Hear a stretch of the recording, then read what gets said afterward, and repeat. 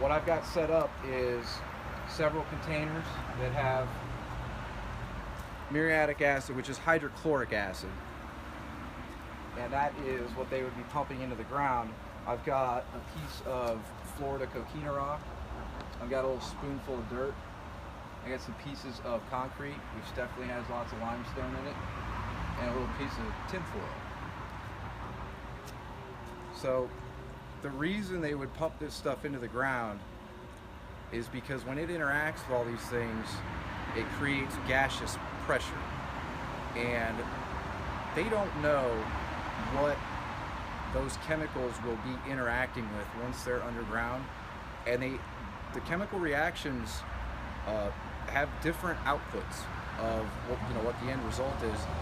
Something might release a lot of gas, and something might release a little bit of gas based on what's down there. So if you'll pan back down here,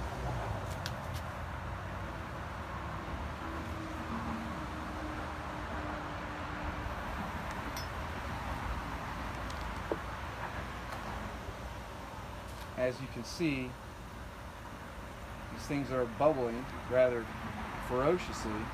That's what happens when muriatic acid interacts with the things that are in the ground. Now, it's producing all kinds of toxic byproducts, and in the form of fumes and in the form of liquid. So as it breaks the rock formations, this stuff is going to get pushed up into Florida's geology. That could end up contaminating the drinking water for up to 6 million people or more. It could cause earthquakes. My cameraman is doing this because the fumes are incredibly noxious. This is what happens when it interacts with tinfoil,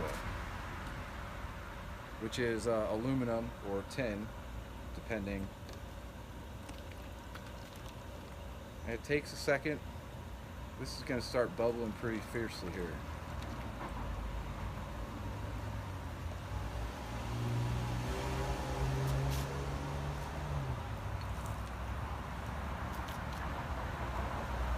See the reaction producing smoke.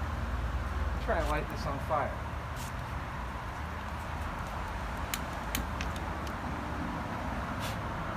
You can see it's flammable, even though. So you guys saw what we did with the water bottle. Now, if I were to take this cap and put it on top of this bottle and seal it, the pressure would build up in here. I'm not going to do that, but I have a video clip that shows what happens. Camera. Maybe not. Back up. Now. Take time.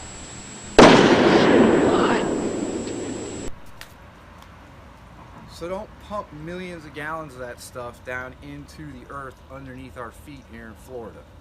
It's literally the stupidest idea I've ever heard of. Thank you for watching. I hope you found this to be informative and at least halfway well put together.